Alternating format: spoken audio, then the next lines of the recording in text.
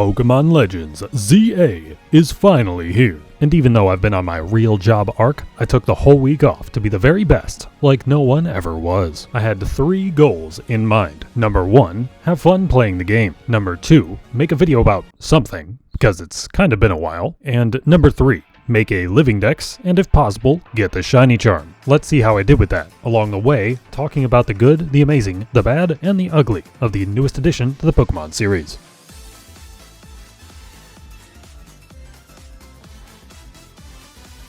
There will be spoilers in this video, you have been warned. Unfortunately, I'll have to start the video off with 1 point in the ugly category. This haircut. Please let me get rid of this haircut. Our story begins on a train to Paris, something I can actually relate to. Granted, I was with one of my college professors drinking wine on that train ride, and I didn't see any Pokemon when I got there. I think we can all appreciate the realism Game Freak put into the introduction. It hasn't even been 5 minutes since we've arrived in the city, and I've already had my luggage stolen. Nice attention to detail. To get back our stolen bag, we steal a Pokemon from this chick we just met, but she's a germaphobe, so she tells us to keep it. There wasn't an obvious choice for me. This might just be the most mid starter choice of all time. At least Gen 2 had Cyndaquil to carry it. Here we get our first taste of the combat in this game, and I might just like it better than the normal turn-based combat system. While it does have some jank to it, and it would have been amazing if we actually got to control the Pokemon and dodge with the Pokemon, almost like the anime, this is a nice change-up from the normal combat of the series. We quickly learn that when the sun sets in this city, it's battle time, because of a sweeping citywide phenomenon, the ZA Royale. It's nothing fancy, it's just everyone sneaking up on each other and beating the crap out of each other's Pokemon. After a few battles, we get jumped in the back alleyways behind our hotel. Still quite realistic if you go to Paris, but we're saved when a particular Pokemon swoops in and unleashes a literal death beam to scare these teenagers off. And that's a lesson in why America has the Second Amendment. The chick we met at the train station is our rival, and she's friends with AZ, who these days is running a hotel in the city. You'd think after 3,000 years of stock market gains, this guy would be a multi-quadrillionaire or something. Bet his investment portfolio looks pretty crazy. The rival yells at us to go to bed, then wakes up in the middle of the night to take us onto the roof. And it's here that we meet my arch nemesis in this game. No contact fist bumps. Major plot spoiler here, there are a lot of fist bumps in this game. Almost none of them have the 3D models actually touching. Literally unplayable, Game Freak. Come on. And it's here I'm gonna ask you to fist bump those like and subscribe buttons for me. I know I haven't exactly posted in a while, but I'd like to get back to doing it somewhat consistently when I'm not at work, and my channel could use a boost after being gone this long, so I'd really appreciate it if you guys could help out.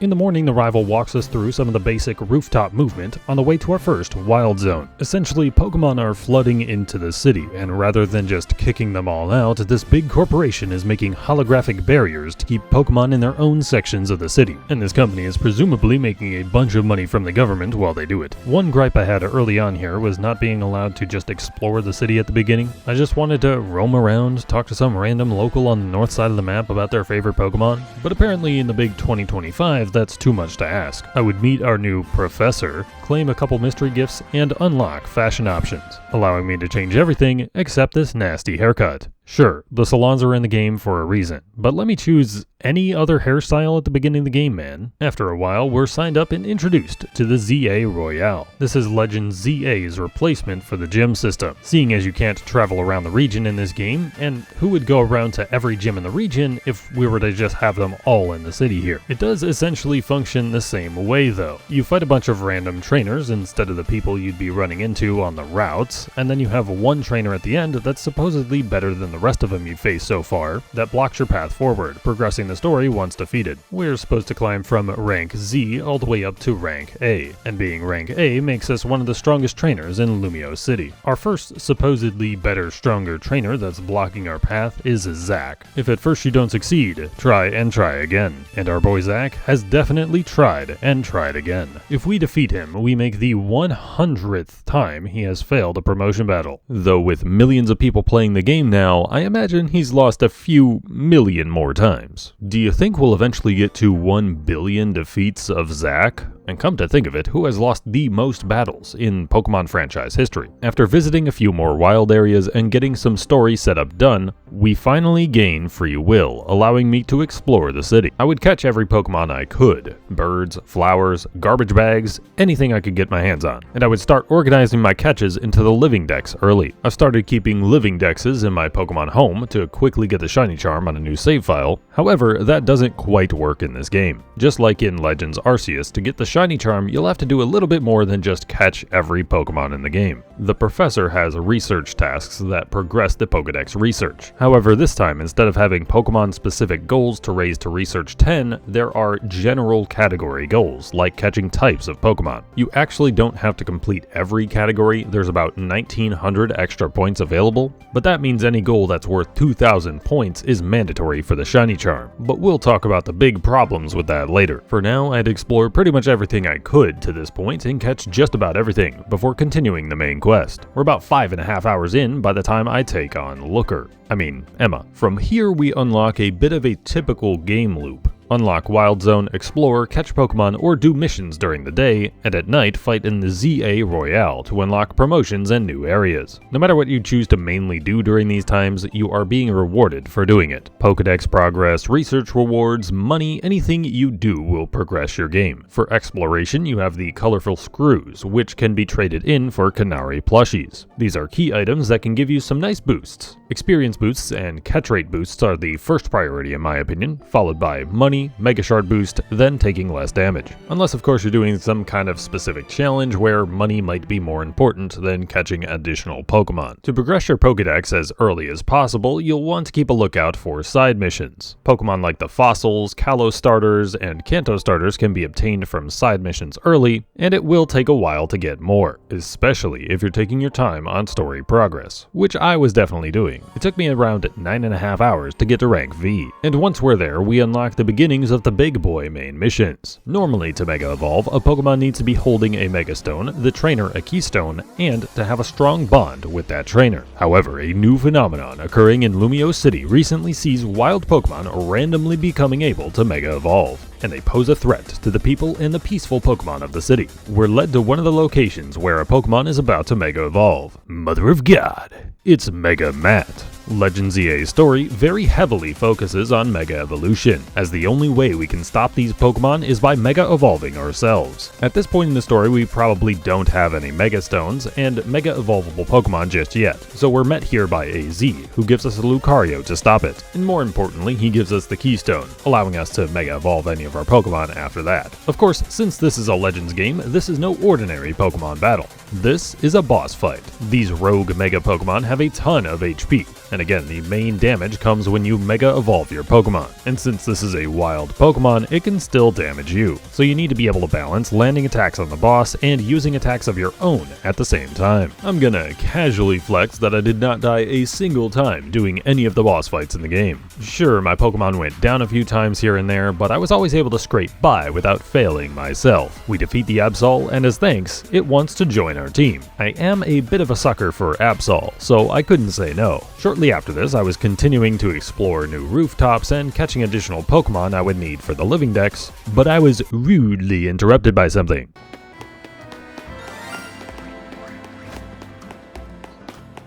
Ah, you love to hear it, don't you? This was still on launch day of the game, and I hadn't looked at any content yet, not wanting any spoilers, and wanting to figure out most things for myself just to experience the game. So at this point, I did not yet know that there are new mechanics for shiny Pokemon. With the design layout of the city, you aren't always going to be able to go straight to whatever Pokemon you're looking for. You might have to go 4 buildings down, climb a ladder to a roof, then maneuver your way across a few other roofs in order to get to the exact area you're looking for. And presumably because of this kind of design, Game Freak made a special mechanic for shiny Pokemon, not wanting us to fail shinies simply because that particular rooftop or area was unreachable at the moment, or in my case here, wandering around the city for 15 minutes because I had no idea where the shiny sound was coming from. The developers made it so shiny Pokemon do not despawn like normal Pokemon. Once a Pokemon has been rolled to be shiny, it will stay at that spawn point at that particular time of day or with that weather going on indefinitely, and your game will store up to 10 shiny Pokemon at any given time.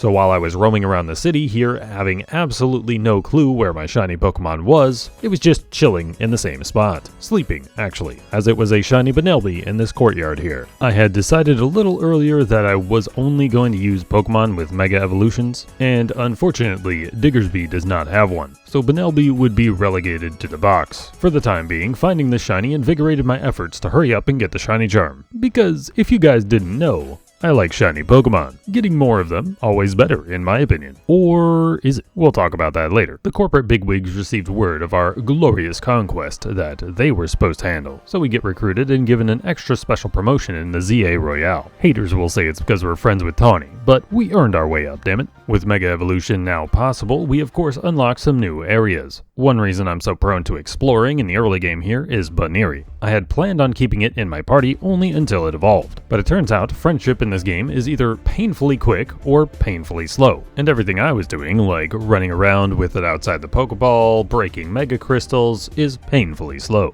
And in this game, all you gotta do for these friendship evolutions is rest with them a few times at the coffee shop. But I'm doing my usual running around and exploring some of the new rooftops, grinding out this friendship evolution, when I am again rudely interrupted.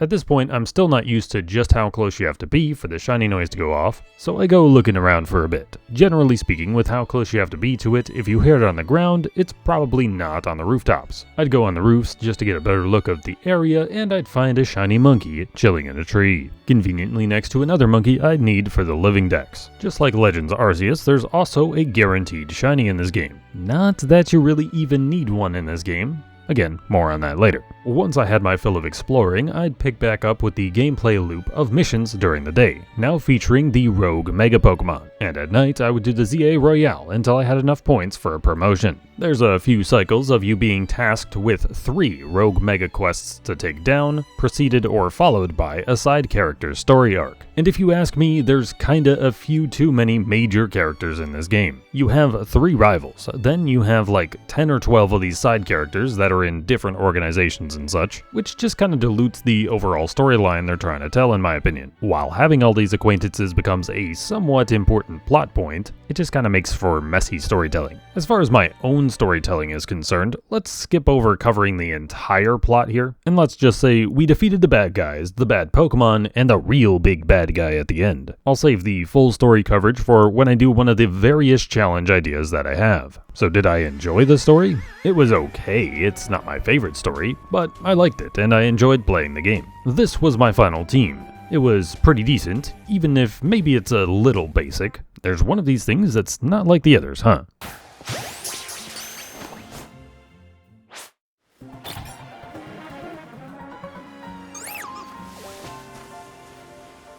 Unfortunately, there's no reaction here. My mic decided to disconnect from my OBS. You know, I was just going about my business, unsuccessfully trying to catch the Trevenant there for the Pokedex, and when it rolled over to morning, boom! My reaction was something like, ooh, what the heck? But for the rest of this video, let's talk about the living dex, the shiny charm, and the shiny Pokemon I would find in the pursuit of these goals. I would end up finding 2 more shinies before the end of the main story, one of which was one of my funnier shiny encounters I've had. Okay, look, we all have to go to the bathroom sometimes, and I figured I'd take the game in there with me while I caught Pokemon for the new Wild Zone I had unlocked. You know, this is the new age version of reading the newspaper on the toilet. And of course, this is when I would find a shiny on my first visit to a Wild Zone.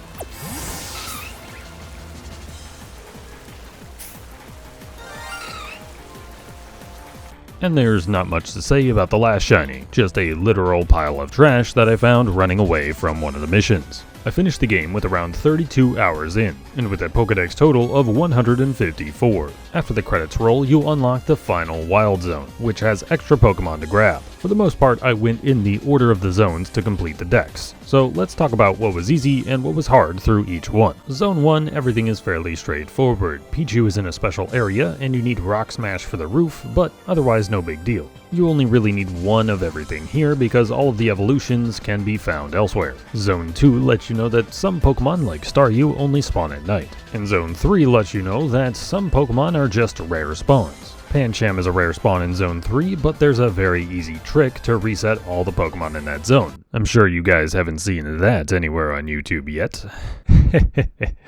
Oh, it's literally everywhere. So because of the new shiny saving mechanic in this game, there are a few ways to massively exploit it. When loading an area, any Pokemon within a 50-meter radius loads in right away. And as mentioned earlier, shiny Pokemon won't despawn. The game will store up to 10 of them, and then if you find an 11th, it will replace the first one. When loading a lot of areas in this game, the camera will be directly behind the player. And because of this, one of the most broken shiny hunting strategies of all time is just holding down through this doorway. I would utilize this here and there as I was going AFK, letting me grab a couple of shiny Skiddos and Litleos. But if you just need a Pancham spawn, you can just enter and exit here until you get it. You do probably want to grab 2 because this is the only consistent spawn for Pancham or Pangoro. Moving on, in Wild Zone 4, Honedge is a rare spawn, everything else is pretty easy. You can wait on this one though, as there's an endgame location that's easier to find them. Zone 5, you'll need to clear out some poison goop to access everything. The only kinda tough one is Abra, but IMO it's a bit easier to catch in this game, and it's everywhere on the rooftops. Zone 6, everything is pretty easy, but Zone 7, oh boy, Zone 7 on Dino Spawn is pretty rare. I'd recommend just waiting for Zone 19 if you can't find it. Once we hit Zone 8, Alpha spawns become a bit more challenging, now usually being a second stage Pokemon over level 40. That being said, Camerupt isn't too bad, but Gible is the first Pokemon I think most of us will truly struggle for with the living dex, and especially for shiny hunting. Its catch rate is pretty low, and its spawn rate is insanely low. You need to check all the holes in the zone, all the while having Pokemon after Pokemon coming after you. Once you find one, good luck getting it to stay in the ball. I probably ran through the zone about 30 times before finally catching one, because every time I found one and defeated it, the resulting Ultra Ball wouldn't catch it. About 8 or 9 times this happened. Good luck shiny hunting that one. Zone 9, Meowstic and Manectric are alphas, otherwise this won't be too bad. Zone 10, everything is pretty okay. Zone 11, that frickin' Clawvitzer is a menace, I tell you. The Zone 12 Alpha Avalugg is also a menace. Everything else is pretty manageable though. The Ice Pokemon research is one of the easiest in the game IMO, thanks to all the snow runts and Snover that are here. Zone 13 is fairly easy, ghosts are at nighttime. In Zone 14 though, Helioptile will not spawn unless it's sunny out. Zone 15 has a lot of daytime and nighttime rotating spawns. It does have a roof in the zone with Larvitars, a late game addition though. Zone 16, you gotta be real careful with that Froakie, and you're gonna need it 3 times. And the Florges is pretty rare. I wouldn't really bother with it here. Zone 17, Chespin. There are only 3 holes to check, so you'll probably have to look for them several times. Another crazy shiny hunt. Oh my god, no way. Lampent is found at night, Klefki during the day. Side note, why is this zone so freaking small? Feels real claustrophobic in there with all those lions. In Zone 18, Fennekin is only spawned in the one spot, and you'll probably struggle with catching all the dragons. So pretty much everything in the zone is gonna be kinda painful, but at least they're all there and you don't really have to look for them. Zone 19, the fairies are out at night, and Drampa only spawns in the morning when it's sunny or something like that. Real easy to just bench reset for that guy though. And in Zone 20, we have a large selection of Pokemon for your late game needs. Most of the things here are Mega Evolution Mons, and in the special spot, most of the things under there Mega Evolve as well. So I'm gonna go out on a limb here and say that quite a few of those things in that special spot could end up Mega Evolving in the DLC. Maybe I'm showing a tinfoil hat though. Everything else roaming around the city is going to be pretty straightforward. Goomy is only available when it rains, so good luck with that one, you'll need 3 of those. But it does seem that just about every evolution line has a guaranteed location for it. There might be some locations where something is random, like these spots for Hawlucha and Dedenne, but they do have guaranteed spawns elsewhere. After catching everything you need, of course comes evolving everything. Unfortunately, in the base game here, it looks like you are required to trade a few things with another player. And if you're going for the shiny charm, you'll also be required to actually witness the Pokemon evolving during the trade for your research purposes. I had everything that I needed lined up and touch traded, but for the research, I had to go out and have someone trade me 5 additional Pokemon that evolve via trade. So hey, perhaps we could all help out someone with their Pokedex, trading and evolving some of those trade evolution shinies you have along the way. Shout out to the new homies Pim and Equipped for helping me with these trades. Once once I had all my trades done, I wanted to get all of my training done, then evolve everything all at once. Or almost everything. The Kalos fossil Pokemon, 2 Eevee, and Sliggoo need to be evolved at specific times. But for everything else, I was grinding out experience candies from the ZA Royale, and soon enough I had every Pokemon I could get in the base game. My main issue with the end game right now is the lack of legendary Pokemon. Only 3? I mean, arguably 4, but only 3? Seriously? For crying out loud, Legends is in the name of the game. I guess it makes sense that legendary Pokemon aren't completely overrunning the city, and yeah, we only got 3 new legendaries in X and Y, but this is a stark difference from PLA. They had shinies from other generations in there too. I think we all are going to assume that we'll get a bunch of legendaries through the DLC for the game, and maybe we'll get a free Daybreak style addition to the game along the way as well, to maybe introduce some kind of horde outbreak system, which the game is currently lacking. Once I completed the Pokédex, I still had a lot of busy work to do before I could claim my shiny charm. Most of the tasks are fairly simple, but repetitive. Catch 50 of every Pokemon type, get all the Megastones, watch some trade evolutions happen, win 1,000 battles against trainers. Oh god, this is gonna take a while. I grinded away at the ZA Royale, though you can use one of those battle restaurants to do this quicker, I think. But in my opinion, you might as well be farming experience candies to train your Pokemon with later while you're at it. And you'll also need to do ZA Royale for repeatable bottle caps and special Pokeballs anyway, so even though it'll probably take longer to do it this way initially, you might get a few things here and there that you would be grinding for in the ZA Royale otherwise. And you are probably going to want a lot of experience candies and bottle caps anyway, because, not gonna lie, as someone who hasn't really been into competitive Pokemon, competitive in this game is pretty darn fun. Running around in a free-for-all, trying to knock out as many opponents as possible, it's a great time. Doing all the ZA Royale battles to get the shiny charm was certainly tedious, but a necessary evil to me. I can't be showing up in competitive matches with regular Pokemon. What kind of shiny hunting channel would this be? After about 10 or 11 hours of additional ZA Royale grind, and with about 61 hours of playtime in total, I'd finally get the shiny charm. I think if you were fully locked in on getting the shiny charm though, it'd probably only take about 40 hours maybe, and obviously once you know where everything is and where you're going for things, the process would be much faster. But there is one thing about this game: you